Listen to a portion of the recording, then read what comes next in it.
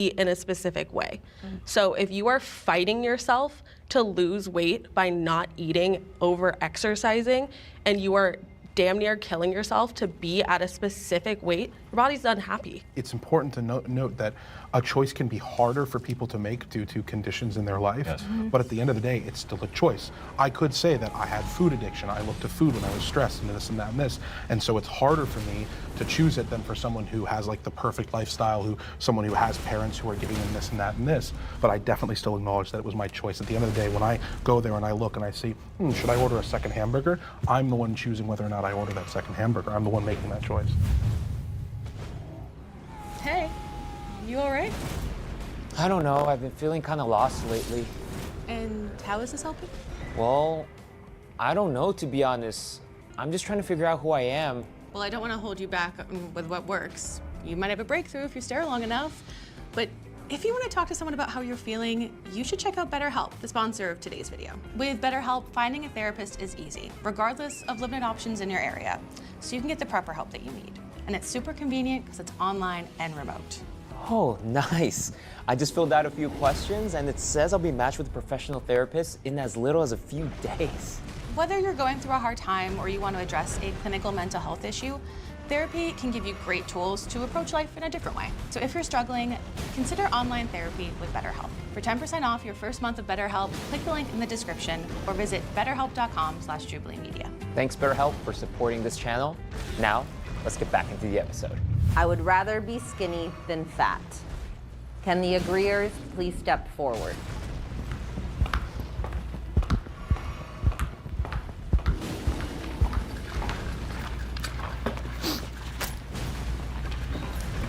I think there's a lot of different struggles when it comes to being a bit bigger. And I have a sister that is she's 400 pounds and she struggles a lot. She has lymphedema and to shower is really, really hard. So I do think for like an overall happy life and like zero struggle, I think I'd rather be skinny. I think that it is common in society to want to be skinny. I think the average person typically wants to be skinny. I'm actually surprised that I didn't see more people come forward on that question. People treat you better. It is what is considered the standard of beauty. Your life expectancy is longer. You tend to be healthier. I'm also really tall. I'm 6'6", so I kind of wish I could just pick a single struggle because finding the clothes and things like that when you're bigger both ways can make it really hard. So if I was skinnier, at least that's one less thing I have to worry about. But also, I've got 2 kids and a wife, and I'm taking care of them. And as you pointed out, I definitely think that I'm at less health risks if I'm a skinnier person, if I'm a healthier person in that capacity. And I would much rather be that so that I could be around for my kids longer. Can the disagreeers please step forward?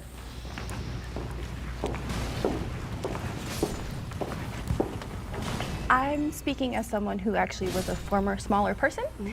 And I had the most body insecurities when I was small. I was constantly living in fear of gaining weight and having people tell me, oh, don't gain weight, don't do this, make sure that your weight is the same.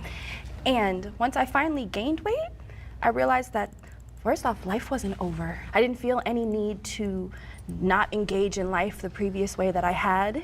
And the attention that I got was different. But even as a smaller person, you get negative attention. And rather than trying to control my body to avoid that negative attention, I would prefer to address the situation as a society, make it more accessible for everybody to where we aren't feeling like I have to be a certain way that's normal in order to be treated like a human being and respected. If I could counter, because I was a bit bigger when I was younger, and that's when I was the most insecure. I would look in the mirror. I did have family members that were skinny, but then I had a family member that was much bigger. And just the way that I perceived myself, I hated it, and I even became anorexic to like not be big. I don't think skinny always equates to being healthy. Exactly. Absolutely. I am fairly skinny. I'm 6'5". I'm 140 pounds last time I checked, and I'm severely underweight. And I know about this on a day-to-day basis. That being said, I don't know where I'd want to lean at an appropriate weight level, but I think it's important to understand for some skinny people, we're not living a great life by any means. And sometimes I feel like that's always kind of lost in translation when they see someone who's really skinny. I guess it depends on what you mean when you think of the term skinny. Are you thinking of just like an average weight person, or are you thinking of how you are now? I'm the average weight for like women in America. Yeah, So if we're talking about an average, like I'm gonna be the closest. If your biggest priority is to be at a smaller body, you need to reassess your priorities. Yeah, not focused on health. Yeah. And the immediate tie between skinniness and health, like you emphasized, there is such a gap between the research, because the research has a huge fat phobic bias in it, and there has been research that shows that they aren't, even especially during, like, say, COVID and the correlation between obesity. They rushed through those studies so fast because in society's mind, oh, of course a fat person is going to equal someone who's going to get sick faster, is going to get sick easier. It was an easy jump. So they didn't do all of the testing that they were supposed to do. They didn't check their bias. So They if didn't by check. saying the study is biased, you're saying that the study didn't account for the variable that obesity may also take a factor into. It's just that there's so many variables in humanity that these pharmaceutical companies could only account for so many during their trials, and that doesn't necessarily mean that they're biased. However, you want to talk about bias in studies, actually recently we've been doing the opposite. So for instance, a lot of our studies have been based on BMI, and so we've been showing that, oh, fat people aren't necessarily extremely unhealthy if we look at people with a certain BMI. However, bodybuilders also have a really high BMI, and so they get counted into that category. And so it wasn't until very recently that they equated for that mistake, and it shows, oh my goodness, being fat is actually extremely unhealthy, like way, way more unhealthy than we ever realized. You can't gauge health by looking at somebody. Yeah. Like, none of my health issues, all of them precipitated my weight gain, but I always get assumed, oh, don't you want to be skinny so that you don't have a cane anymore and you don't feel the way you feel? And it's like, no, because I have lupus and I'm always going to feel like this. It's gonna happen Like, no I have matter CRPS. It's going to deteriorate. It's going to continue. America has an obesity problem.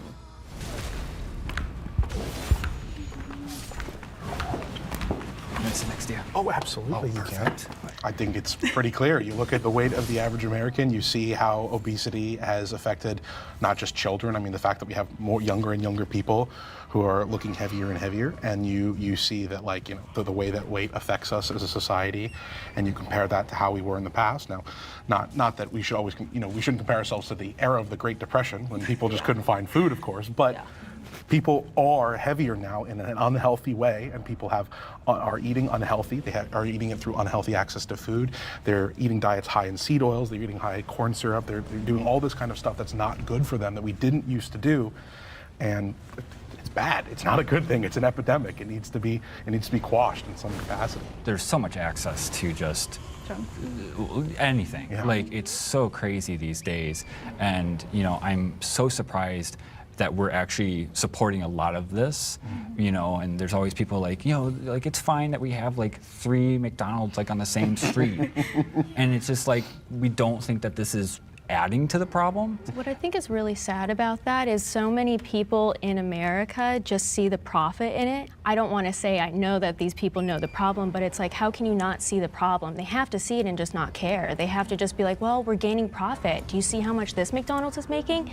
Put another one across the street. Like, that's just like how it is. Just the corporations, it's the medical industry. Having a fat country makes us money. It doesn't help that our cities aren't walkable either. Yeah, America is a country of non-walkable That is why I wavered a little bit, because I think we have a problem with how to treat obesity. I think we have a problem with how to make it so that it is not an epidemic. This is a systemic thing, that we are in a society and in an environment that breeds this. And we are doing it to ourselves, we are doing it to our children, and our corporations and our industries are doing it to us, and they aren't having to take responsibility. And they're encouraging it with media. So And the mukbangs, I was literally gonna bring that up, the mukbangs and like all those videos that just come up to trends.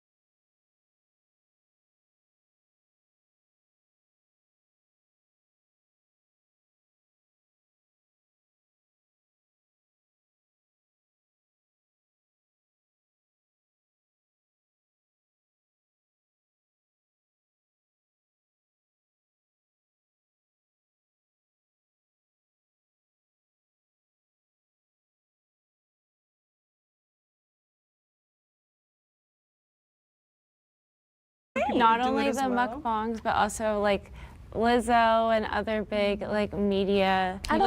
I'm sorry. That's- There's a That's a very different- big difference between the people who are telling people go out and get fat versus a I love Lizzo myself who's saying fat. accept me Yeah. the way I am. She's not just saying accept me the way I am. She's dressing extremely scantily clad and then saying if you don't think that it's normal for a morbidly obese person to be wearing a G-string in the middle of public, then you're the problem.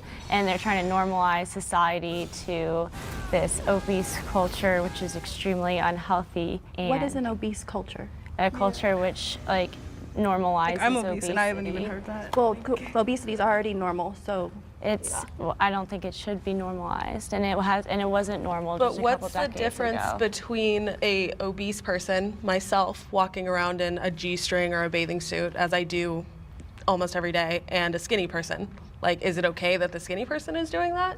I don't think so, but I don't think that's for other reasons. probably. I get the whole in public thing. To say that when Lizzo does it is the same as a Victoria's Secret angel Why is just shouldn't not it the be, same. though? Yeah, what's the 'Cause difference? What do you mean? Are you telling me they look? You're telling me it doesn't. I'm not saying they look the same. Well, but I I'm mean, saying Lizzo what's goes the on different stage. What's the message? implication? So if I walk down the street, so I'm a runway model. I'm a print and runway model. I have walked down a runway in a thong. So me doing that is shameful, but a skinny model is Like a okay. Victoria's Secret I model.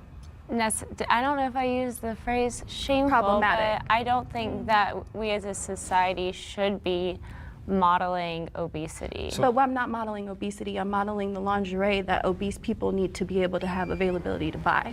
So they've always had the ability to buy we have not. lingerie. If you go to Torrid, No, a single we underwear is cannot. like almost $20. Yeah. And you go to like any other Walmart, any Target, and like all these underwears are on special for like $5 to like $20 and stuff. Well, it and does it's take like more fabric to make it. It does take more fabric to They make use it, that but as it's- an excuse, but that you would- make yards of fabric Yeah. for gowns. You, like, Is a it's- small a different price than an extra large or a large? It is. And yeah, we're willing- for 3XL shirts, I got to pay more money. I think people view models and Instagram people and all of us who are plus size and proud as we're pushing this obese lifestyle. Yes. No, I'm pushing the fact that this is what I live in. This is my life. And I need other people who feel this way to say, hey, I want to be able to wear clothes that look cute too. I do think there's a problem with obesity in America, but I think it's a first world country problem because it's spread across the globe. And also, I don't see it as a problem. I do feel like health-wise, people should try to be healthier, but there's no perfect body. There's no perfect person. There's no perfect size. And there's people who are underweight. There's a lot of them. And then there's a lot of people who are overweight. So I really don't see it as like a problem. But just to touch on what you were saying, because I am in the fashion industry, I wanted to become a fashion designer. My dad was one. And they buy 10 rolls of fabric for one price. So it really doesn't cost that much to make underwear. Sure, but don't you also have to worry about distribution? I mean, if the average person is, let's say, in between small, medium, large, and you're sending clothes out for those, you know you could send out 10,000 of this, 10,000 of that, 10,000 of that. You can't always send out 10,000 3XLs because you're not going to have that many people fitting in the 3XL. No, because there's somebody who works in marketing and they research that area. There's a census. So we have a database of what type of people are there. Now, we don't know who's going in there, but we know the type of people that live in that area and the type of the people that come and visit the area. So that person is doing their job accordingly, and usually large sizes are sold out. Okay, so somebody brought up the food desert earlier. I can't even think of an area that would have a so-called food desert. Sorry, can someone explain, like maybe just for my ignorance, I'm Like guessing a food food desert is just there's no food anywhere? No, it's healthy options for food. So you can go into certain low-income areas and you'll see a Starbucks, a McDonald's, a Chick-fil-A, but there's no Trader Joe's. A food desert, actually properly, there isn't any, like for a long period of driving, there's one gas station and a liquor store. Then you have to drive 2 more miles to hit the next grocery store. But with the food desert, it's not just that there can be a grocery store there, but if I'm making minimum wage, I'm not gonna spend all of my money on what is going to last me 2 meals versus what's going to last me an entire week. Yes. Or if I'm on EBT Yeah. and I have specific things that I have to choose to buy versus what I can't buy. Yeah. I'm born and raised in Colorado.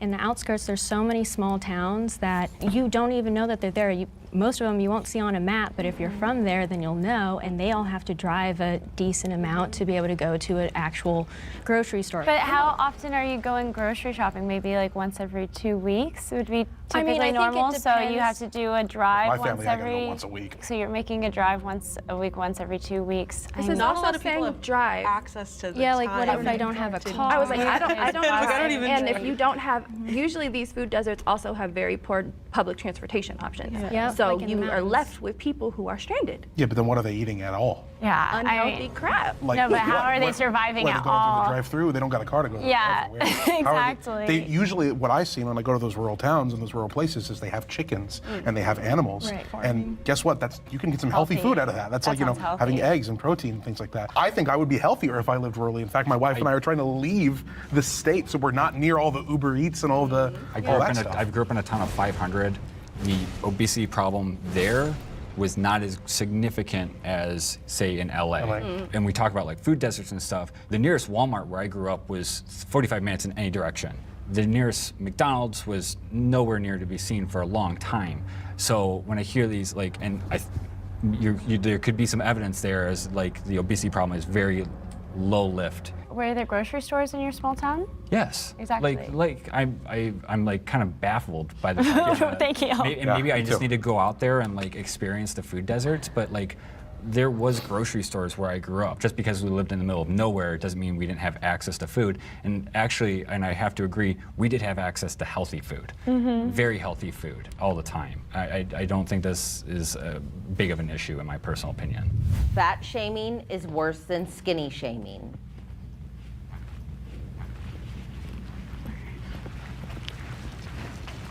So I do agree that fat shaming is worse than skinny shaming. Just overall, entirely, the way that people like comment on people's weight compared to somebody skinny, they usually don't comment on somebody skinny. Yeah. They don't think there's something wrong with them. They don't, like, they'll maybe say like, oh, you're very thin, do you want to eat a cheeseburger? But that's not as bad as telling somebody you eat 10, stop. And you don't even know that they're eating 10. Fat shaming is a systemic problem.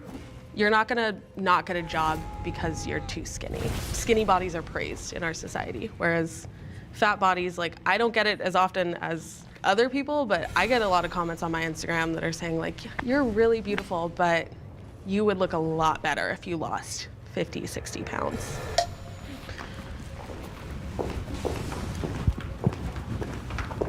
Something that I always get a lot of comments on is my masculinity as a man because of how skinny I am. It's always something that I've always kind of dealt with. My favorite comment is always, I look like a sickly, ill Victorian child.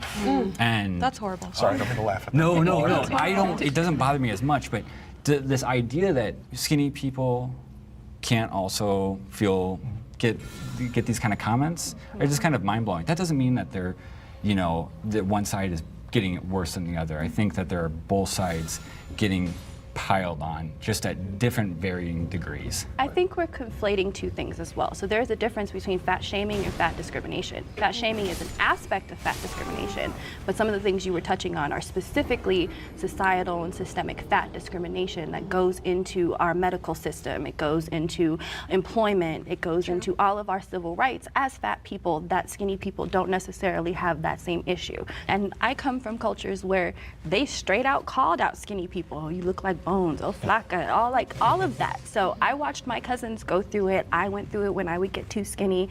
As people, we are just too scrutinized when it comes to our bodies. We don't let people live. But I think that's a good point. You said you were called skin and bones when you got My cousin.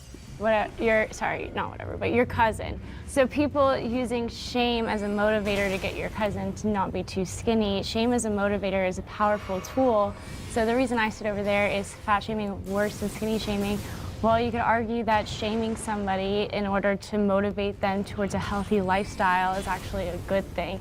Now, I have a lot of empathy because hearing your story about how you've been struggling with this since you were a child. Since I was like a newborn baby, like health, just everything's just been on that end where I've never known anything about being skinny or being fit or being athletic. I've never known anything about that. Probably your situation, I don't think shame necessarily would motivate you, but for somebody where it is a option, so for instance, if you watch TLC, you watch My 600 Pound Life, 1,000 Pound Sisters, Family by the Ton, all of them can do it. All of them have had this systemic issue That's of the weight thing, though. I gain. have watched those like as a younger person, and it would make me feel disgusted with me when I was a kid. So it would make me worse, and it made my mental health worse. Because then I'm like, is that how like everybody automatically views me as just like somebody who's oversized and could possibly never even attain it because it's so just common?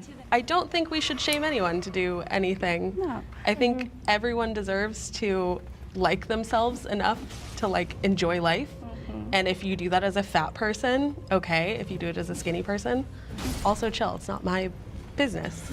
Shame is a broad category. I do think shame works in some cases. I think that there has been good fat shaming towards me and bad fat shaming. Bad fat shaming is just, you know, somebody just saying, you're fat, things like that. That doesn't really work. But what does work is somebody looking at me and saying, don't you want to be around for your kids? And that worked. I don't think that that's worked. shaming. Yeah, like, do you I think consider that's- that shaming? I do. I think that's shaming. I think they were telling me like you should lose weight to be around for your children.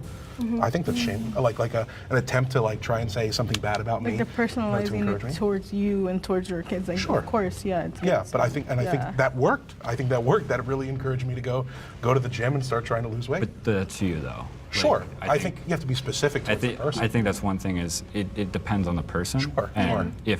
if someone wants to shame me and like, you know, it depends on the person. I've been shamed a couple times and it's kicked me into gear to try to gain weight, but it's still really hard. Sure. And it's, you know, it depends on who you are, I think.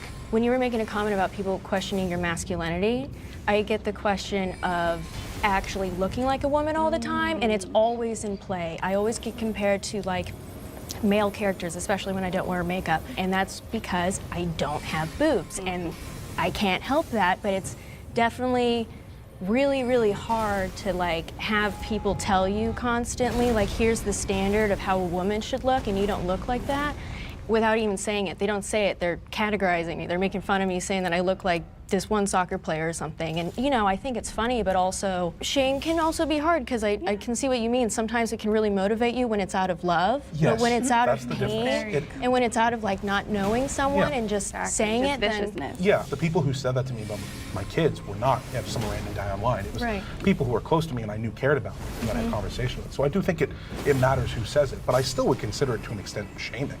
And I'm okay with that. I think there is good shame. I think sometimes it helps motivate people in the right way. The body positivity movement promotes childhood obesity.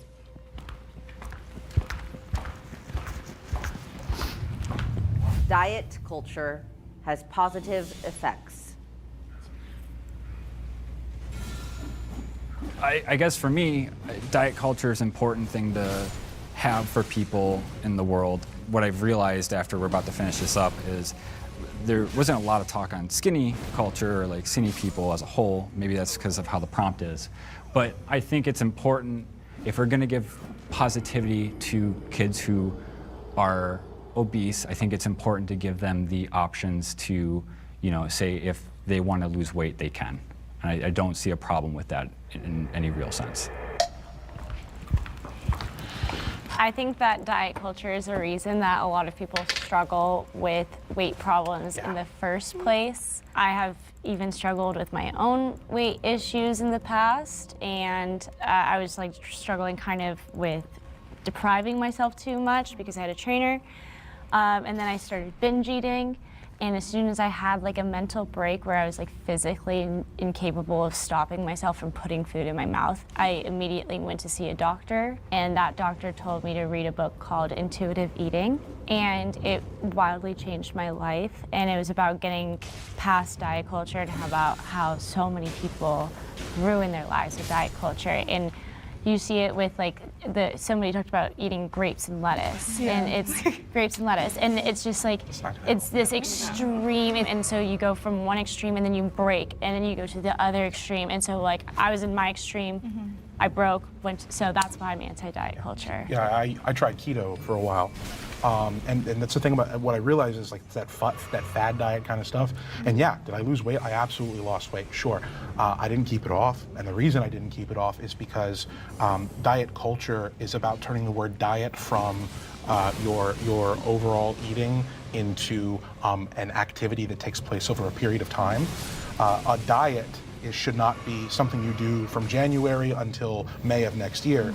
Diet is what you continually eat, is what you continually put into yourself. Yeah. Lifestyle change. Yeah. So my issue with diet culture is this idea of like, oh, I've got this perfect solution for you, man. All you got to do is this, and this, and that. And it's like, no. Like the reality is like, yeah, there are good, correct, and objective ways, I think, for a lot of people to eat. And yes, everybody has to have some variations here and there. There's no one bag fix all, and diet culture is so much about trying to say like, all you got to do is just eat cheese puffs every day for the rest of your life. And it's easy. Yeah. And so that's why I think diet culture doesn't help. You know, you're always going to get those people who have the perfect answer, they have the perfect solution to either lose weight, or diet isn't just losing weight, it's also gaining weight. You know, and I think a lot of people, maybe it's just for me, but when I diet, it's actually not the opposite of fasting. I'm trying to eat more, I'm trying to gain more. And I think people forget that when it comes to diet. When people instantly hear the word diet, they think losing weight. And I don't think that should always be the case. I've been on a lot of diets. I've been on diets for myself. I've been put on diets, and I've been put on diets by my coaches. So when I was young, I felt like it was more so like fasting, not eating, but working out. And maybe hopefully eating once you get home as a reward. And then when it became like, oh, like you're a good person in the team to like be the big person, be the defender, be buff. So it was like, now we have to gain all this weight and we have to pound you out. So it was like, I had to eat like 5 meals in a day. And I felt so gross because I was just like, I've never had to like pull out like a bar or something and like eat it during class and be like, I have to eat this because it's part of my diet. When we talk about diet culture, we're talking about not your diet as a whole. It's usually a fad diet is what we're talking about when we're talking about diet culture. And for me personally, I know that I've seen a lot of, especially women in my life, going on fad diets that are just not sustainable. And that's kind of the purpose of diet culture, is that it's not a sustainable thing. But we're all talking about like mainstream, like keto, like gluten-free. And I think everyone's just polarized on these certain ones that I believe that you should eat gluten. I think if you take it out of your diet, you're actually going to get sick. Unless you are. Celiacs, no. Like, yeah. It goes back to like what she said, which is, you know, intuitive eating. So what is the positive you think you've seen for people from diet culture, which I think, and I guess, what do you consider diet culture? I guess like diet culture to me is the resources you need to get to where you want to be in your life, in your body.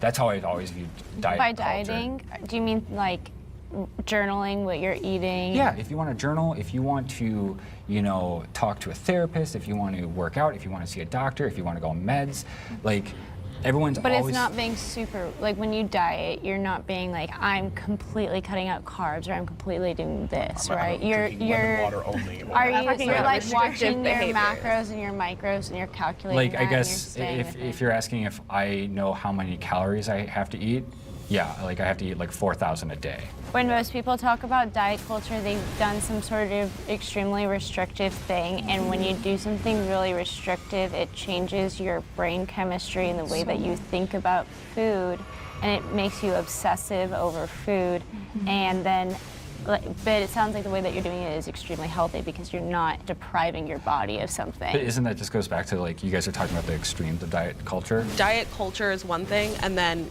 a healthy lifestyle, having a healthy diet type thing are two different things. Okay. I personally don't think of living a healthy lifestyle as a diet. You've been in like model spheres. Do you see diet culture and how has it impacted space? There was a point in my life, like when I was a junior in high school, where the person that I was with at the time, he's like 6'6" and super tall, and so, you know, the mom was like, hey, like, my son is going to go audition to this big agency, which is still big to this day, and you know, you should come. So I went, and I weighed 115 pounds, and I was a D cup, and they said that I weighed too much. And so seeing that really struck me in the beginning with the negative part of dieting, and just kind of went into this spiral of like, okay, well, if I'm too big, then what are people doing to not be this size? Like, how How can I make it to do what I want to do if this is my limitation to it? It took years later to realize, like, shit, I was really disciplining myself for no apparent reason except for this underlying feeling from years ago that I could never get rid of.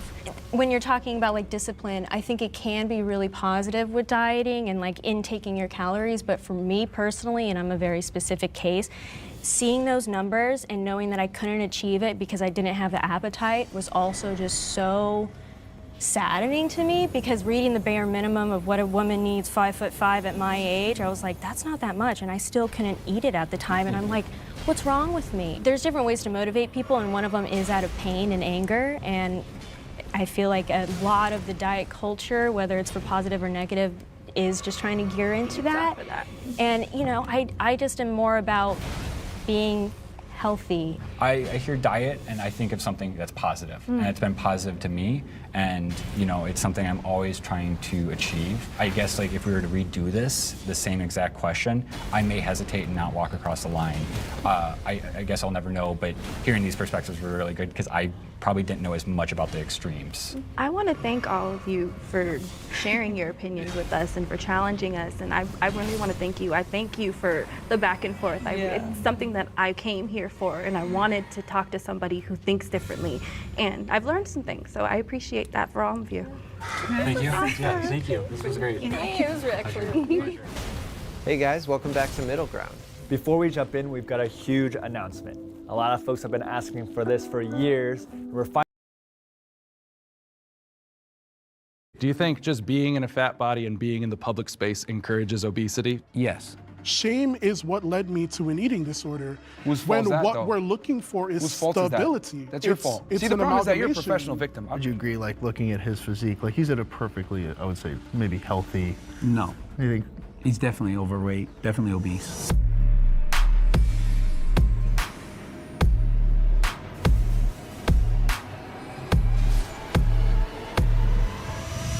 My name's John. I host the Radical Empathy podcast. I used to direct episodes of Middle Ground, but I'll now be moderating today's discussion between jacked men and fat men.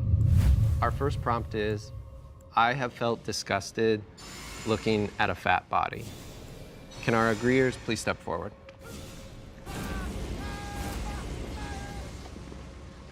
Whoever feels compelled to start us off. Well, it's unacceptable to be fat. Okay. That's a great start. I mean, I know why you say that, but it's one of those things where, do you know why you're saying that? Yes, because I've been fat before and I lost the weight. Well, me too. I've been fat my whole life. I've been way skinnier than I am now, and I've been way heavier than I am now. Was I less valuable at one point in there? Well, I mean, you can make an argument that you're less valuable when you're fatter because you drain resources, but that's a whole other conversation. But yeah, I mean, in general, being fat is unacceptable because you control every single morsel of food that goes into your mouth. Okay. It shows a lack of discipline, it shows a lack of character, it shows a lack of temperance, and when you're fat, it's an outward manifestation of your inadequacies. When I see somebody who's 500 or 600 pounds, all I can think of is, why do they care so little about their health that they can do this, allow themselves to gain that much weight, knowing it's taken 20, 30, 40 years off their life? I just can't imagine not wanting to live that badly. I understand that. No, it's I've definitely felt disgusted looking at my own body and looking at other fat bodies in my life. A lot of the disgust I felt looking at people was me feeling disgusted with myself and then projecting that feeling onto other people. And I don't think anyone on either side will disagree that health is important. I know that my own mental health was way worse when I was spending every fixate of my life trying to get smaller and trying to be thinner. I don't think there's anyone that can look at somebody 500, 600, 700 pounds and not think, wow, what have they done? And not be disgusted. Like, how can you not? I just can't understand. You can't nobody assume that everyone has the same opinion, though, because unfortunately, some people have emotional stuff that happened, traumatic stuff that's happened, so you can't discount and just say, oh, because they're fat. Boo-hoo, man. Like, there's way worse stuff going out in the world versus people saying, oh my God, I'm sad, I'm gonna eat some ice cream. It's like, no, dude, it's like, you're fat, you made that decision, you live in the best country ever. If you live in a civilized first world country where you have electricity, internet power, etc., you deserve to be bullied. It's ridiculous to me that we have all these fat people running around. Meanwhile, people are being bombed in Gaza. It's ridiculous. We are so privileged here in the United States and in the West in general. When I see a fat person, I'm like, wow, you got the gift of life. You got the gift of being in a developed country, and you're a fat POS talking about body positivity on TikTok? What the hell is going on? But now you're here? segmenting though, because not everyone thinks like that. No, we need to bring shaming back. Okay. We need to bring shaming back in so many other regards besides obesity. We need to do it with sluts. We need to shame fat people. We need to shame everybody when they fuck up. Because shame has been one of the strongest defenses against degeneracy and human fuck-ups. You had a personal experience you wanted to share. You said you used to be overweight. Now you're not. Oh yeah. So I did an experiment back in like 2015 where I like bulked for like almost 2 years, and I got up to like 250 pounds, and then I dieted down. It took me about 7 months. I systematically did it, controlled my calories, tracked my macros, tracked my protein, carbs, fats, and systematically lost 1 to 2 pounds per week. So you chose to gain up to 250. Yeah, you were so naturally I've been in all beforehand. spectrums. Like I'm naturally skinny. Yeah. And then I was like, all right, I'm gonna get fat as an experiment. Yeah. Did it, and then I was like, all right, now I'm gonna lose the weight. And then all I did was just track my calories, ate the same food every single day. Yeah. Went to the gym 4 or 5 times a week, and everything was controlled, and it got done. Was it monotonous? Of course. Was it boring? I agree with you there. I am naturally this way. This is with working out 4 or 5 times That's a week. not true. This is 100% true, bro. Nah, bro. No, Come to the gym with it's me. not. This is me It's not working out. natural at all, because at the end of the day, if you don't lose weight, by definition, you're not in a calorie deficit. If you're not in a calorie deficit, then you're gonna either maintain or gain weight, and that's the problem, is that people don't track their calories. And that's true, but people burn at their resting metabolic rate a different set of calories. Doesn't matter. Let's not get too granular right now. Ragini, it's gonna be one of those episodes, right? Let's bring in the disagreeers and hear from them. Okay, so the reason I disagreed, especially when I heard the statement, I don't think I'll ever look at somebody based on their situation and think that I'm disgusted. Like, if I see somebody that's a drug addict on the street that's homeless, I'm not disgusted by that. If I see somebody that's incredibly overweight, I'm not disgusted by that. Do I think that there's an opportunity for growth? Do I think they've been put in a disadvantageous position that's probably makes it harder for them? Absolutely. I think I'm kind of an empath, so when I see somebody, I know that there's things underlying, and one of my best friends is 400 plus pounds. I've helped him lose 150, 200 pounds. He's gained it back. And I don't look at him and say, I'm disgusted, but I know how bad he wants it. And just seeing how hard he tries and then reverts, it's almost more tough for me than to be like, oh, that's disgusting, you know? And I think there's plenty of people that look at me and say, that's disgusting. I never want to look like that. So like, I know what it feels like on the other side to like look the way I do and get people look at me like, ugh, that's gross to like have that muscle. And to go back to that point, like you came from a fit place and like deciding to bulk, like that's a conscientious decision to gain weight. Like you already have those habit routines and skills in order to stay in shape, and then you use those same skills you had to pull back on the calories and knowledge you had. The reason why I use that example is that you can get fat and lose the weight if you know what you're doing and you have the knowledge and everything else like that. It's just about consistency over time. So it's like, I look at it like... let me cut you off, because here's one thing that you just said. Yeah. You had the tools. So there's people that don't have the tools that you've passed judgment on, and you have failed to realize that with the tools, people are very much capable of achieving amazing things. But okay, let's talk about said no, tools. hold on, I'm not done. Why you cut me off I'm before, not done. remember? And I stood over there and I listened to you, and I was like, it's a ton of bullshit too. Oh, sure. But we're gonna address this, right? Yeah. You are passing judgment on people who lack the tools to do what it is that they need to do to get themselves to a certain point of health. There are multitudes of factors that weighs into what goes on with somebody's body. There are people that even if they work out, losing the weight does not come as simple as just going to the gym, cutting calories, watching everything that you eat. There are some people that have a disposition. I have a disposition. But does that mean that I'm not active? Does that mean that I'm not doing certain things? No, it doesn't. But you're passing judgment on somebody's body that you know nothing about. Now, on the flip side, what if I turned around and I did the same thing to you? You're talking about how fit and stuff that you are, but you're over there and you're smallest compared to these other guys. So how does that feel if someone comes? No, because you said shame, right? That's a little. You said shame, right? Yeah. So how does that feel if someone comes up and they start shaming you for size? Like, come on, it goes both ways. We're just in the first So, prompt. We got to be here's the careful thing. about targeting each other too directly.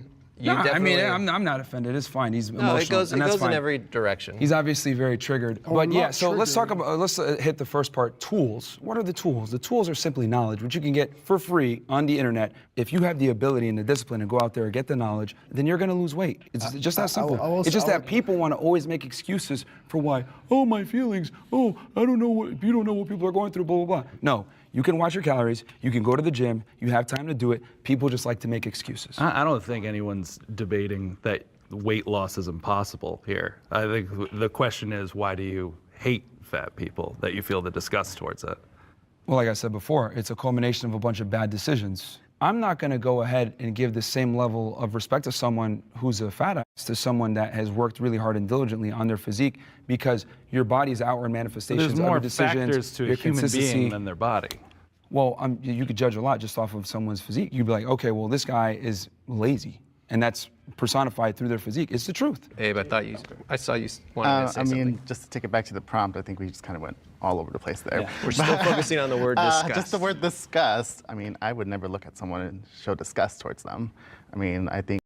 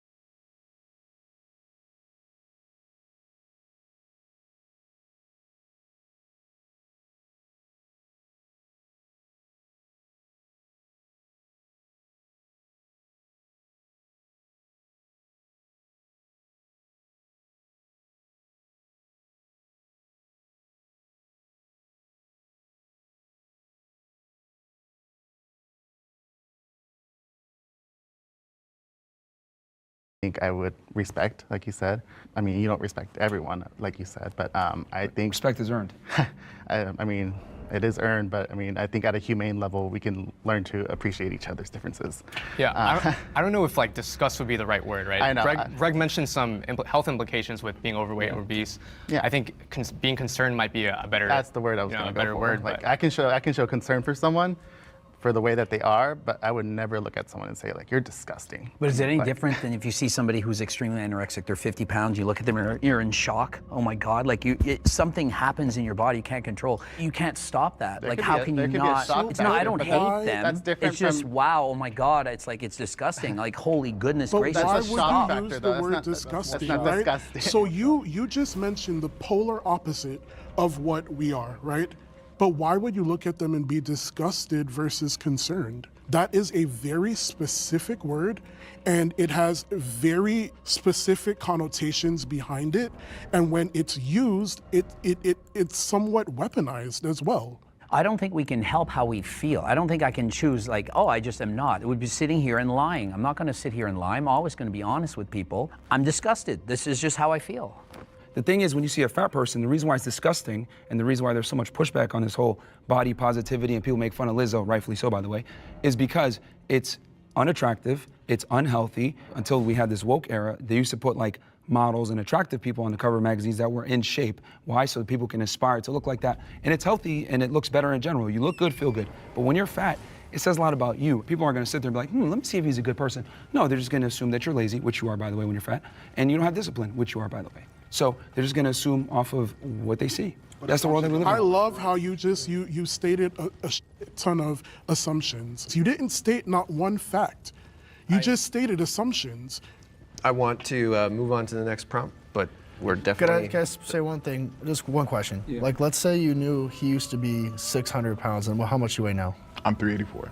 and now he's 384. Do you see him as less disgusting knowing he's lost 220 pounds? No, that's fantastic. I but think yes. There's still work to be done. But here's the thing, like I said before, unfortunately, human beings judge a book by its cover. It's just the world that we live in. Fat people, people that identify as 97 genders, whatever, they expect us to change our worldview for them, and that's just not how the world works. Like it's been that way, it's always going to be that way. Worldview? That's I think what I don't get. It's just the world that we're in. Like people are gonna, it's different. Yeah, my bad. Now let's reset. Jacked men are more attractive than fat men. Will the agreeers please step forward? How come there's 4 guys over there? All right, we're living in a bizarre world where people don't see the truth. Like, how is it possible that they're thinking, no, being obese and unhealthy is more attractive than being fit and healthy? How is this possible?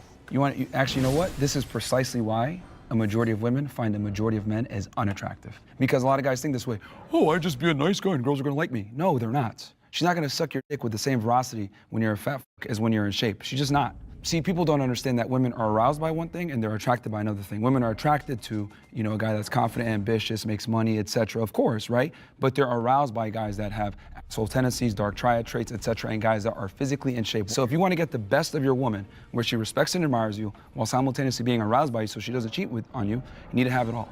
You're saying that's true for all women? A majority, a staggering majority of women. There might be 1% of the world that there's something wrong with them that might think that, yeah, you're 600 pounds, it's so hot, I love that, but... The hot girls that you actually want, they exercise their hypergamy to the highest degree, and they want guys that are fit and have their money together, have their life together. You're looking at me like you want to say something. Yeah, because the question was, are jacked men more attractive? We all walked over, and are we more attracted to jacked men? Well, I'm assuming they framed that because we're all guys here they mean women. Well, men can be attracted to men. If I had to switch teams, I'm going with the jack guy. Obviously, this is going to be like personal biases, but I think attraction is very fluid in the sense that I can 100% admit, like, there was probably 40 pounds of muscle ago is when most women would be like attracted to me. Of course, like fitness girls, they're totally okay with the size I am, but like probably most girls, I'm like too much for. So I guess like where do we draw that line of like, I think, for example, like you would be much more attractive to most women than me. Would you agree with that? I mean, that doesn't mean that like if you walked up to a girl and let's say you're not her, like you're a little bit more muscular than she would like, if you have the charm and charisma, she got to still go with you, man. It don't matter. I have an interesting point, and no shade on you, but I think if you had Zach, right, you're on the end? Yep.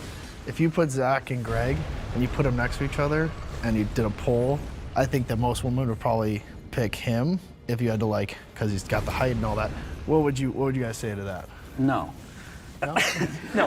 Well, we can put it to the test. But that's not really fair. I'm 48 years old. He's a lot younger than me. He's about a foot taller than me, but you can't compare. I'm an old man. I'm 48 years old. Obviously, height is a big component. So that it's not apple. You're comparing apples to oranges. But if you take the same guy, same height, etc., but one guy is fat, one guy's in good shape, she's always going to go with the guy that's in better shape. Because I've been so surprised to see on Instagram, there'll be like guys doing like an outfit try on, like not in shape in the slightest bit, and all the comments are women like, I wish like men knew this is how we wish they looked, and like, oh, this is like the dream. They're liars, media. Liars for look good. One thing about you can never believe what women say, man. Correct. You believe how they behave, not what they say. That's a different episode. That's all right. Bring it on in.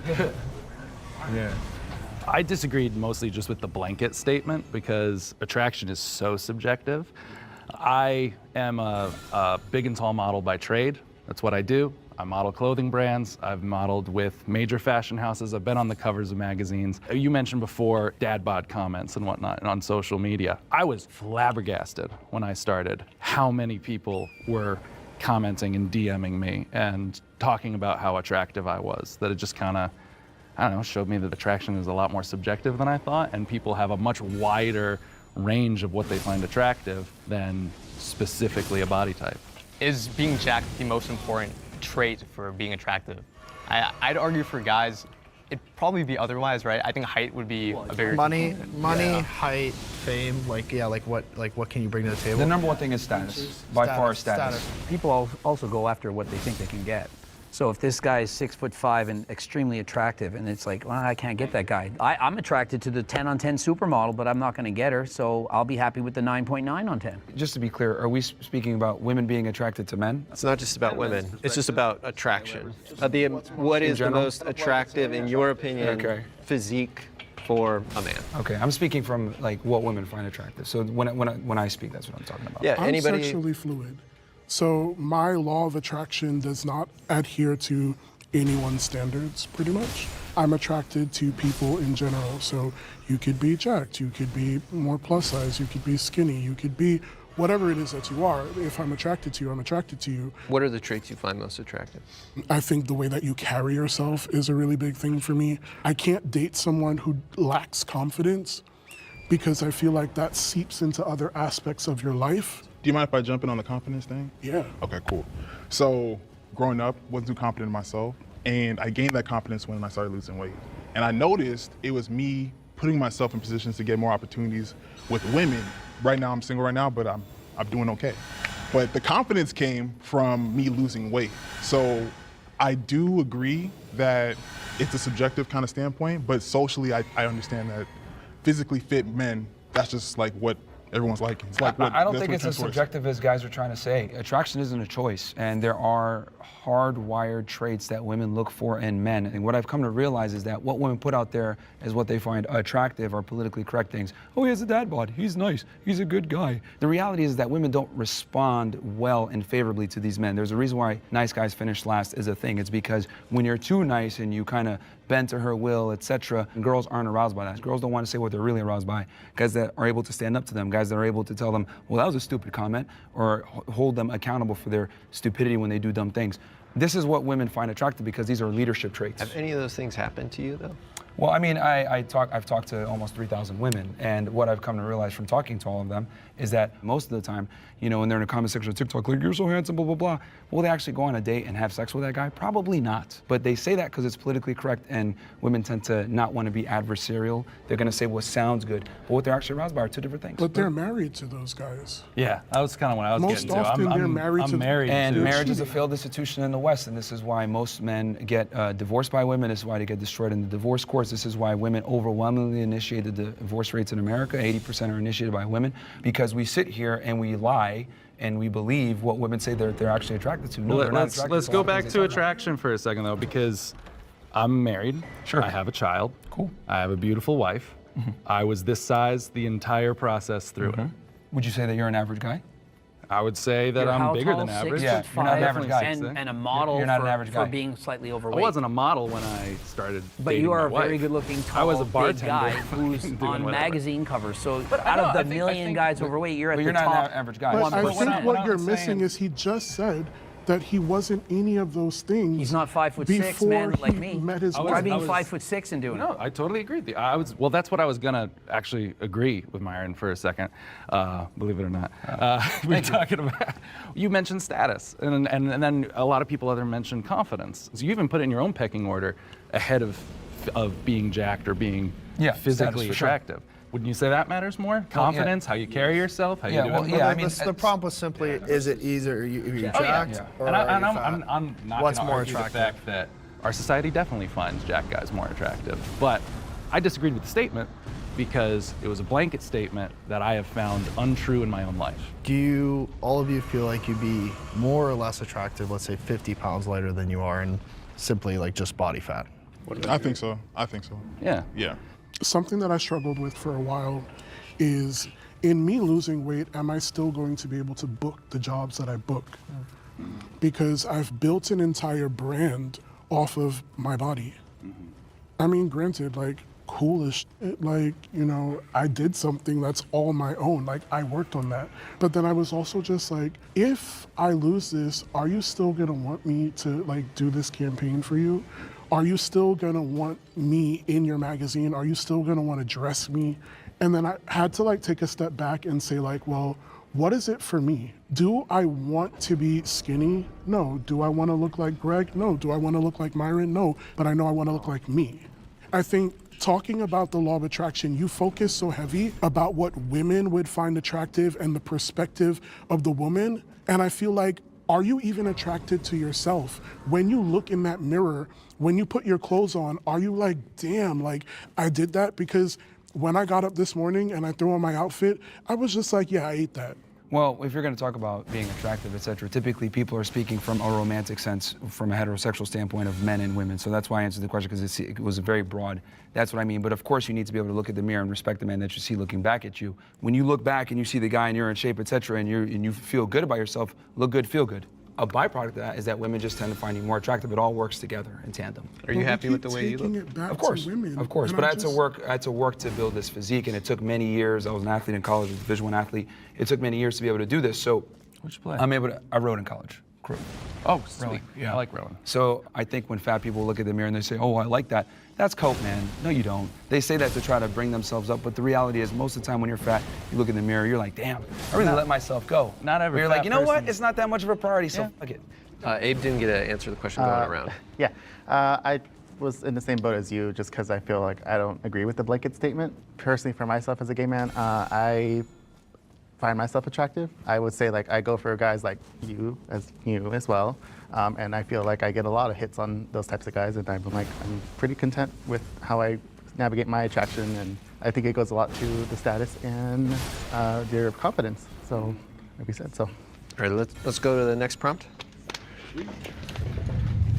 After 4 years, the Radical Empathy podcast is now back. There's a new episode out now. Go give it a listen. The body positivity movement is problematic. Will the agreeers step forward?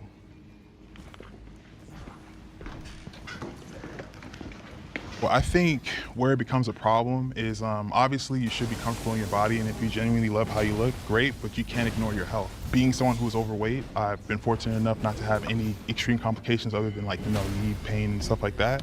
But I know people that, that are my size or bigger, and they have cholesterol problems, heart problems, diabetes. I have none of that. So the body positivity movement becomes a problem when you hide behind this shield of, oh, I should love my body, da da da da. Great, but you have to be healthy too. You can't ignore your vitals. You gotta check yourself on the inside. Yeah, I think the big thing is you have to separate the health implication with you just being confident, right? Like I'm all for people to feel confident in their own skin. I think body positivity movement has been beneficial for plus size people in that regard, right? Because let's say there's a plus size person who's too embarrassed to go to the gym because they feel like they're gonna be judged, whatever it is. But it's because of body positivity, they're like, oh, hey, I see other plus size people in the gym, maybe I'm gonna give it a try. And all of a sudden they start going, they're like, oh man, I like this, right? And they keep it going. You can argue that without body positivity, maybe that day would have never happened for that person, right? But I think the problematic part really comes down to people extrapolating body positivity, shaming a celebrity, like let's say Adele, for losing weight, right? That's where I would kind of draw the line there. Well, promoting Lizzo. Making fun of Adele for losing weight, but promoting Lizzo for being a fat is unacceptable. Do we feel, are a lot of people doing that? I think the thing around Lizzo is it's not just the weight, it's the lifestyle. You see her drinking all the time and partying and not sleeping. There's so little to do with health. It's not just she's promoting loving yourself, which I think is great. She's promoting a lifestyle that is unhealthy, like being very overweight, drinking, not sleeping. All of these things are not conducive to your health. So I think you conflate that, and sure, being body positive is important, like loving yourself, loving the way you look, but if that's gonna influence other people to make bad decisions about their body and their health, that's problematic. Body positivity is disempowering people. It's making them think that they're healthy at any size, which they're not. And so as soon as you start telling people, hey, just love your body, like Lizzo will literally rub her belly and said, you're giving me all this power as she's eating a burger and she's promoting being obese. By doing this, you're just ruining it for people who actually should think, wait a minute, I can lose weight, I can go to the gym, I can eat less, I can do this. Personally, my problem with body positivity isn't necessarily what it stands for, and I feel like there's a misconception because there are those people that they use it to justify fatness and just, I don't even want to say fatness, I want to make it very clear, unhealthiness. Because there's someone like me who I wouldn't say I'm necessarily part of the body positive community anymore. Personally, I would say I champion body diversity because it's all encompassing. It's inclusive of what everybody, is doing within their journey. When I expressed the desire to lose weight, another plus size individual that I used to be friends with was just like, well, I don't feel like I can share your content because I'm not sure how my followers are going to perceive this. I think it might be triggering for them and stuff like that. And my response to it was, well, if you're championing body positivity, then what I'm doing should not be a problem, because the entire time that I've been advocating for people that look like me or people who have been othered in any capacity in general is that all bodies are good bodies. What we do with our body is what matters. And so body diversity is important to me because for a guy like you or a guy like the two of you might suffer from body dysmorphia. And that's a very real thing. You might not see yourself for what you really are. And so you're seeking unhealthy habits to achieve a goal. To get where you want to go, like you just got to give it time. Be healthy in it, in all aspects, like mentally, physically. You've got to find the right avenue to do what it is that you need to do for yourself. The body positivity movement is a huge psyop to keep us fatter and stupider. It's all a scam. The reality is that Big Pharma wants money, and they understand that when you're fat, you have more health problems. They understand that you're going to need insulin, you're going to need medication, etc. And they make a bunch of money on us being sick. There is no incentive to actually have you be healthy. So let's go ahead and make our people fat as hell, get them in the hospitals, get them on medication, continue to make money, etc. It's all a big psyop. So you believe it's all intentional? Yes. We promote mediocrity. I feel like it's a subset. Yes, I'm sitting here because I do think that there is a part of it that is problematic. But I think that the problematic part of it is a subset of people that use it as a tool to weaponize whatever it is that they're doing. I think the whole movement is a problem. The body positivity movement in general is a problem. All of it. So you shouldn't feel positive even about your own, like for you, for instance, well, right? I think if you haven't earned, here's the thing, being happy and content with yourself, it's not given, it's earned. You have to go out there, work, and then you're going to feel that satisfaction, like, I earned that. That feels good. So at what point do you earn it, though? When you can look back in the mirror and actually, genuinely, not coping, respect the man that you see before you. And the reality is, people are going to realize that you're going to need to achieve a certain physique, because you have all these fat people, I love my body. No, you don't. It's a lie, dude. You're just coping, you're lying to yourself. And now all these people on Instagram and TikTok with the body positivity movement are lying to themselves. They're not happy where they want to be. They just accept that because they're too lazy to make a change. No, but I genuinely do love my body. Right now, as you are? Yeah. Then why are you going to the gym? And I'll explain to you. Then why are you going to the gym? I will explain it to you. I love everything that my body is capable of doing. I love the fact that at my size, I can do a lot of things that other people smaller than me still cannot do. But you want to lose weight, though? And yeah, right. Which is good. I want to lose weight because I love my body, but I have one body. Why would I not love it? Yeah. And because I love my but body you understand is that your why body I'm now needs looking to make changes. Yeah, right? make changes. But to say that loving your body is BS, no, you make changes, you make healthy changes to yourself because you love yourself. All of that time that I'm putting in, the work, the money that I'm spending, that's a labor of love because I love myself enough to know that I want to make some changes to live a better lifestyle in the sense of I can just do a little bit more. All right, let's bring in our disagreeers. So there's not a single problem. Oh no, I'm not saying there's not a single problem. To me, body positivity is more about bodily autonomy. Like you were mentioning wanting to lose weight. My whole thing is like, yeah, it's your body, do whatever you want with it. I don't think I, as a human being, have a right to tell any of you what to do with your bodies. Body positivity kind of comes in and go, okay, you as a human being have inherent value. Just in the fact that you are a conscious soul on this planet, you have an inherent value. You are within a vessel of your body that you do have control over, but at the same time, you're not less valuable to society or from the standpoint of the soul for what your body looks like. When I'm speaking about body positivity, I'm talking about the over-acceptance and encouragement of being obese. So I personally, again, I'm not super online, have not seen anybody pro-obesity ever. Lizzo. Oh, there's a bunch, dude. She loves herself. Avocado, avocado. No. There's a big difference. They are actively promoting obesity. She's not telling anyone to get fat. She's showing you exactly how to do it and saying, look at my body as I love and rub it. It's giving me life. And she's like joking around. And also, I want to clarify, see, here's the thing. There's a bunch of fat influencers that push this body positivity situation, and a bunch of them are dead now.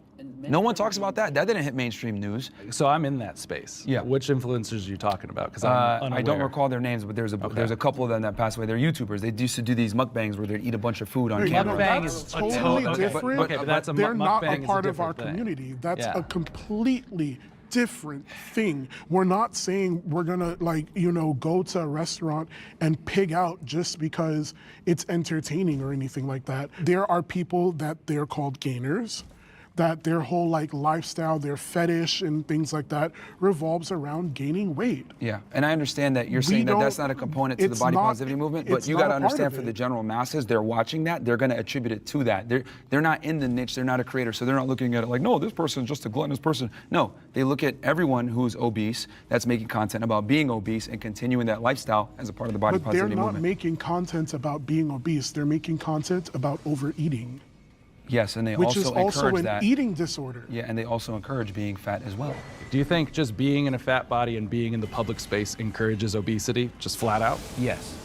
So just agree. us existing, we're saying, Yes. yay, everyone go gain weight? It absolutely impacts other people to think, well, think of it. You're I've 6'6", never good looking, looked you're at- I know, modeling. but I've it's going to never encourage looked at- other people to, well, hey, look at him. He's So got lots then of... what about when I I've go never to the looked gym? at When I step into the gym, or when Zach steps into the gym, or when any of us step into the gym, are we promoting being bigger like that too? Are we going there, and is our presence there unwanted? By being famous, rich, popular, and being obese, you're indirectly promoting it in the same way that people who take steroids and are 350 pounds of muscle and winning Mr. Olympia are indirectly promoting it even if they don't say they're taking it. But I'm speaking more specifically in the gym, in that space where people should be coming together to work on their bodies and stuff like that.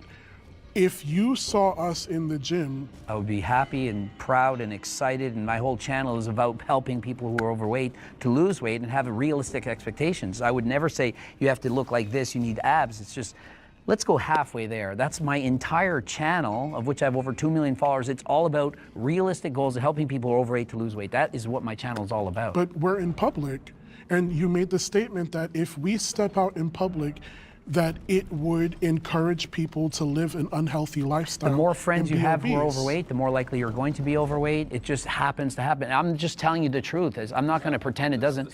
If 90% of the world were overweight, more people would be encouraged to be overweight. As just on this side, I don't think any of us have ever looked at a person heavier than ourselves and gone, I want to be that. That's a great thing to be. No, we have the same internalized biases as everybody else does. He was bringing up the gym before, and you said by existing just in a fat body, we are promoting it. Yes.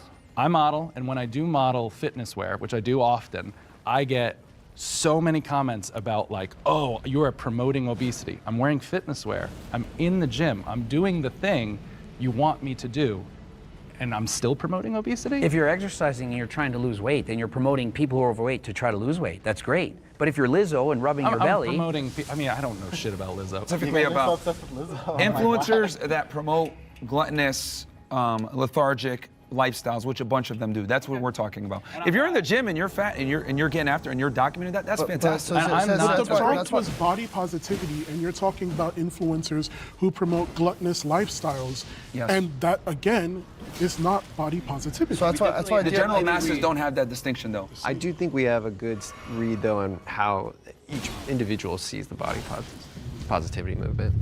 All right, the next prompt is, I am satisfied with my sex life.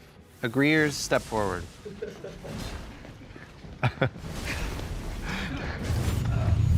I have abused my body. Will the agreeers step forward? I'll start by saying I've abused my body many times. Being a bodybuilder, a professional bodybuilder, I've abused steroids, did that for over 10 years.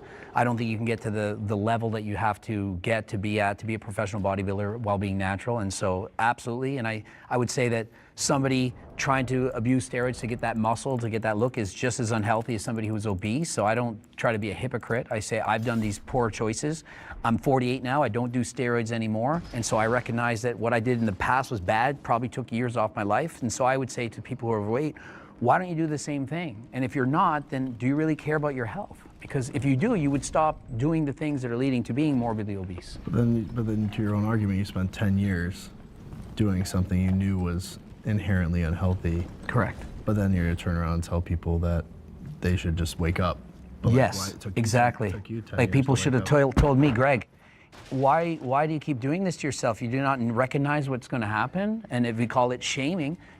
Why are you abusing steroids, Greg? Think of it. Think of the years you're taking off your life. Maybe I would have waited. But the power was in your own awakening, right?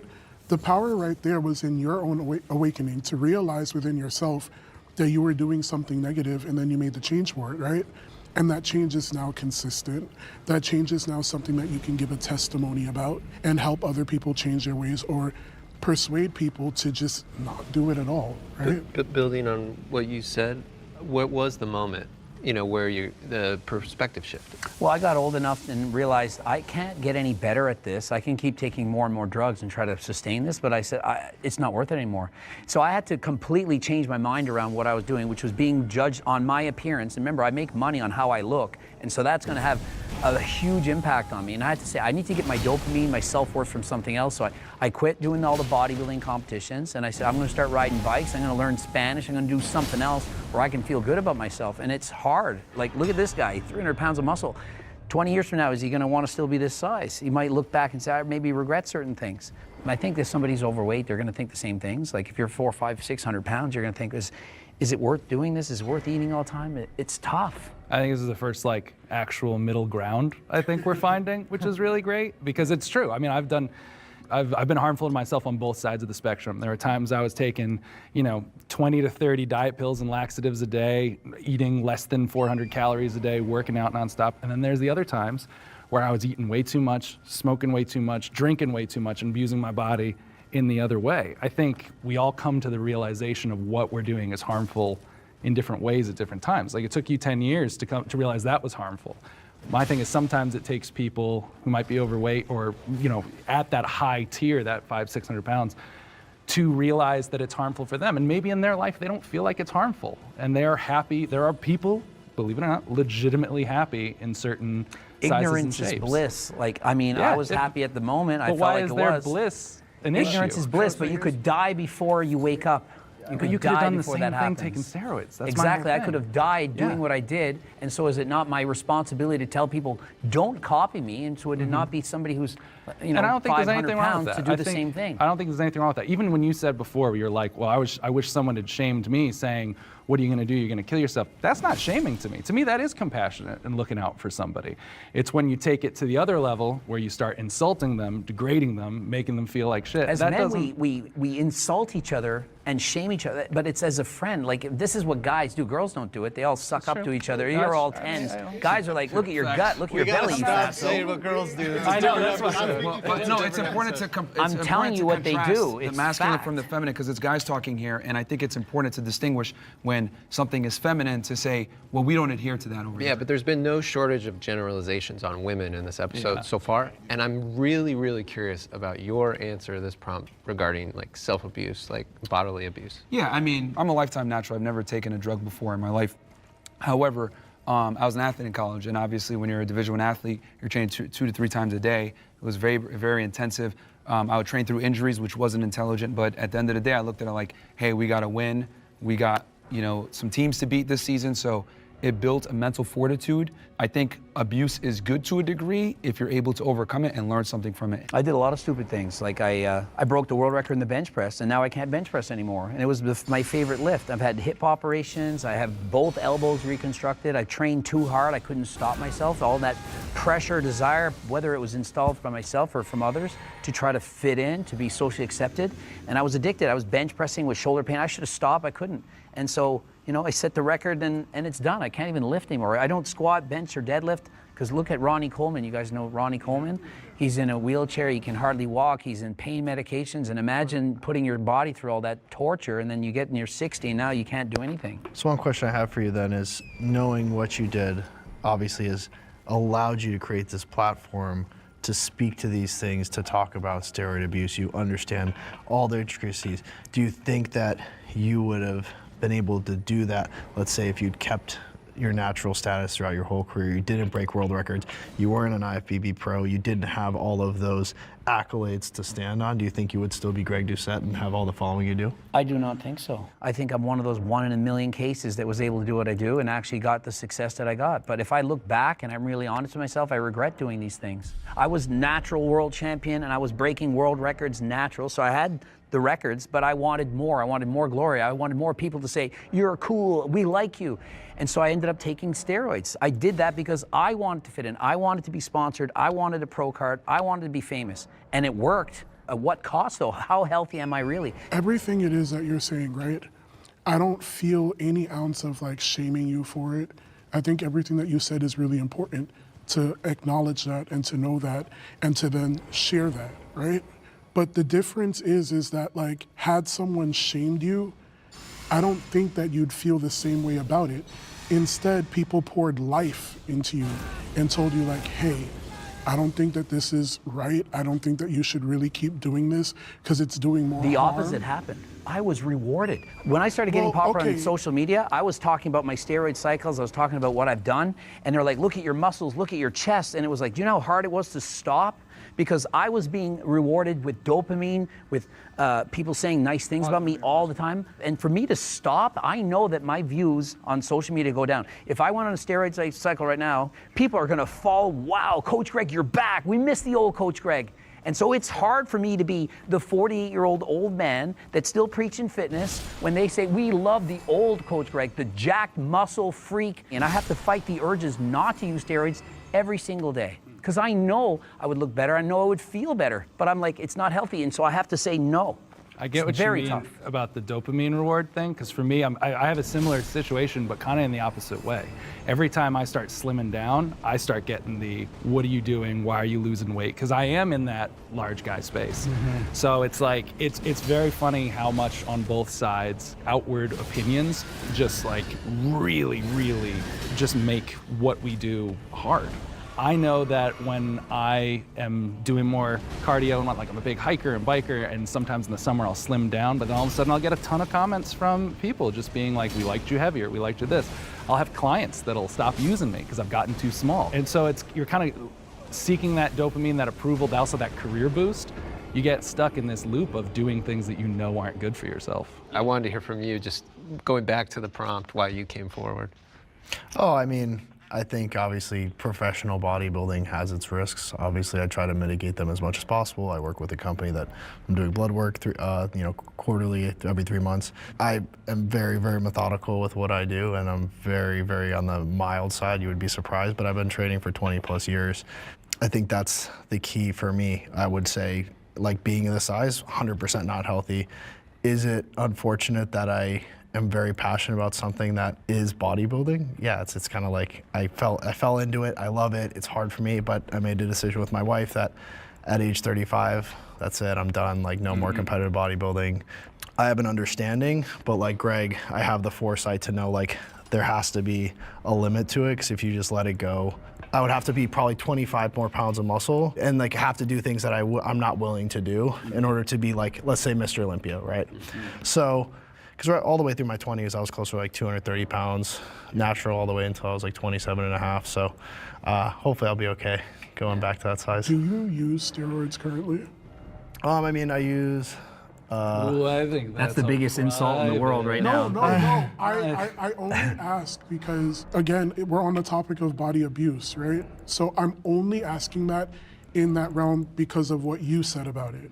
I'm not asking that. No, it's kind of like, it's just like when you're jacked like that and you say, do you use steroids? It's like, you think you can look like this natural? Like if I said, hey, are you on steroids? Look at that body. Like if I said, you look like you're on steroids. Yeah, people think you're on gear, it's a compliment. If I said, obviously you're natural, it'd be like, what do you mean, obviously? There's no obvious. So yes, I'm enhanced. Okay. It's literally just like a question that I have, but it's also just like, well, what do you do as you're progressing in that to get to the points that you want? So that's where that question stems from. And I also really appreciate your candor for that.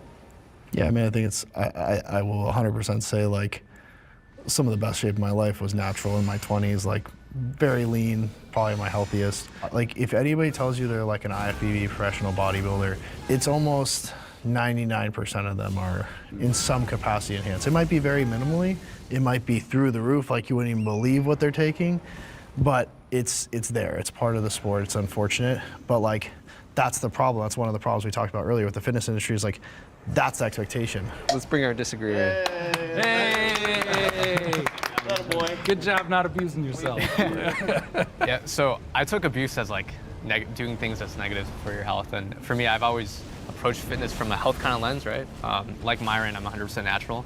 I'm never gonna look like Eric, I'm never gonna look like Greg, but it's something I'm content with, right? For me, I'm kind of in for long term. I want to be able to do what I do. I'm 60, 70, 80, 100. Focusing more on the health aspect of it can be a good middle ground, because I feel like if you're looking from the outside in, sometimes can be like, dude, how am I gonna look like Eric? Like, how is this ever gonna happen, right? But you know, people have different goals, I would say, within fitness, and yeah. I think it's important to also acknowledge that like there's abuse on both spectrums, right? Like you can be a fat ass on one end and say I'm going to just continue to eat cheeseburgers and put on TikTok, and then there's the other side where you can, you know, use performance enhancing drugs and say I'm going to step on stage. But I would make the argument that the person that is training, using PEDs, etc., I'd respect that individual more than the fat ass, and the reason why is because though it isn't healthy to be on performance-enhancing drugs, you're still pushing your body to a level that most can't, versus by just being fat, that doesn't take any skill or dedication. So What if I the had fat to, person is doing something like, maybe they're into quantum physics, maybe they're changing the way we view the world entirely. Are they not valuable because they're not shredded? well, again, we're talking about the purpose of, you know, abusing your body. Yeah, I'd have more respect for the bodybuilders, my point. Yeah, well, okay. And I think society would in large as well, which is why bodybuilders that, you know, like a Ronnie Coleman, et cetera, though he is disabled now, et cetera, he's a legend and he's going to go down in history. Yeah, but I actually thought that was a good question, you know, like what a great film director who's like very overweight and like just totally poured into their craft, you know, like is there respect for someone like that? Well, that's great because he's able to do something exceptional, right? And he's able to diversify himself from the general masses, right? But will people know that when they meet him, that he's a famous director, unless he's very prominent? But yeah, there's exceptional people that are fat in certain regards, but we're talking about body abuse here. I'm just saying in general, I would have far more respect for the professional bodybuilder that's Than using like PEDs. Peter Jackson versus making multiple like versus the fat. award-winning films, Was that- like Lord of the nothing Rings. exceptional happening. But some guy like taking PEDs is Okay, better there's two than that? different things, sorry. No, sorry, I'm legitimately curious. Yeah. You have guy using PEDs on one side trying to do stuff, and then you do have like Peter Jackson, Lord of the Rings, multi-Academy well, that's why I was Award very winner. explicit to say I'm talking about the fat influencers. Yeah, so like yeah, I'm okay. talking in that context. Like if Maybe you're gonna I- have okay, abuse of maybe your I body missed on two different ends, right? One extreme is a bodybuilder, the other is a fat influencer. I think me and most of society would have far more respect for the I think he's going to bodybuilder. respect the I think- hardworking billionaire. I understand that, but I also think that like if someone's abusing themselves in any way, there should be some empathy and like rather than just being like you're a better abuser to yourself than that person. Fitness culture can be toxic. Agreeers, step forward. Here we all are again. Hey, let's hear from the jacked guys. 100%. I think you can perpetuate so many themes that are so unhealthy. Like there's so many images online of people that post in like the best lighting with a pump. That is the societal norm of like what's good, and it even like affects me because I'll see people and I'm like, oh, I look like garbage compared to that. I think that right now it's like there's a lot of misinformation online when it comes to like how to get fit, how to stay in shape, and a lot of people are monetizing it. These like crazy fad diets, like you can't eat certain things, carbs are bad, fruit has sugar in it, so it's gonna make you fat. So like now food is almost being weaponized and then to be monetized so that you buy their ebook to tell you the exact secret, code in order to lose weight. So fitness is an industry, right? So people are incentivized to say whatever that is to make money. And so it's been harder for me as a coach that takes a more holistic approach to wellness and fitness and saying, hey, it's all about balance. And like Greg's the same way. I know I felt like, I watch a lot of his videos. That is the correct approach to like making a plan that's not super restrictive. So I think that's why, the fitness industry, even being part of it, like is frustrating because there's so much misinformation. I would say also that there's so much pressure to look like us, and it's causing people to develop body dysmorphia. And so this is a huge problem. So when you swipe on Instagram, you're being shown the top 1% of the top 1%. They all have a six-pack abdominals. Everyone feels inferior. There's pressure. Then that causes a whole host of problems, eating disorders, people feeling like shit. They don't like the way they look in the mirror. And then they keep looking for information, and then what information they're getting, half of it's wrong, like you were just describing. And so where do we go from there? There's no solution. I think the issue comes from the misinformation, just the lack of keeping things simple. But you know, we like to have fad diets, go paleo, go vegan, go whatever it may be. And it's like, the reality is the best diet is the one that you can adhere to. And I think we need to let people understand that fitness is a lot more sustainable and easier than people think it is, which is why I make fun of fat people so much, because it really is simple, and it comes down to numbers and tracking your calories and being disciplined and going to the gym. This is why I have no sympathy for fat people, because it really is simple. But that right there is what keeps guys like us out of getting into fitness. Shouldn't it do the opposite, though? No, no one How wants to come? be told they're a piece of If shit. I was being made fun of all the time for being short, I'd wear shoe lifts to be taller. Let me explain this. Like, shaming rarely works, and I'll bring this back to somebody I follow, and I appreciate their content. He's a guy named Alex Hormozi, and he does a value equation, and on the top side of that equation, you have the perceived value of whatever you're trying to achieve, plus the perceived chance of success. So how likely are you to, achieve said result? And on the bottom side of the equation, you divide by time, and you divide by effort. Shaming doesn't work because the value equation is driven by those things. So what I think we need to do on this side of the table is to make those things more accessible. Like you said, providing more value-driven information of like how to achieve a calorie deficit in a more sustainable way. How do you make it so it's not so much time? Because so many people waste time, let's say, doing so much excess cardio where strength training should be the main component. So like that's why I think adding value and decreasing time and decreasing the amount of effort is going to give you guys so much more emphasis or ability to achieve the result and more motivation to achieve said result than being like, oh, you're fat, what the fuck? You know what I mean? So that's just my take Well, it's on because it. the fitness industry overcomplicates it so that they can monetize it. So if So they what, tell is you, that their I got fault? the secret sauce.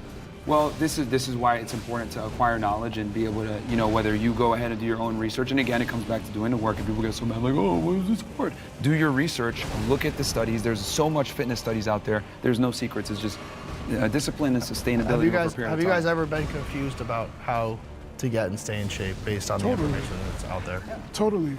I would never, ever take advice from you to get that advice or to gain that knowledge because of whatever this disposition it is that you have going on, right? What's the disposition?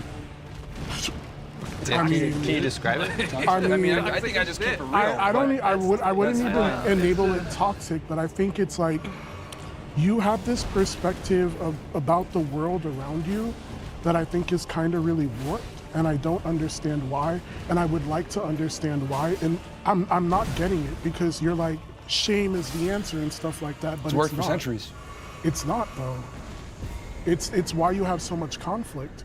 It's why we're literally sitting here today having this discussion. So here's the thing. You operate on what's ideal. I operate on what's real. And the reality is that the world is a much colder and harder place than you think it is, but you want to, people to just understand you and see your perspective and see you as how you see yourself. The reality is the world's never going to see you how you see yourself. They're going to see you on how you display yourself to them.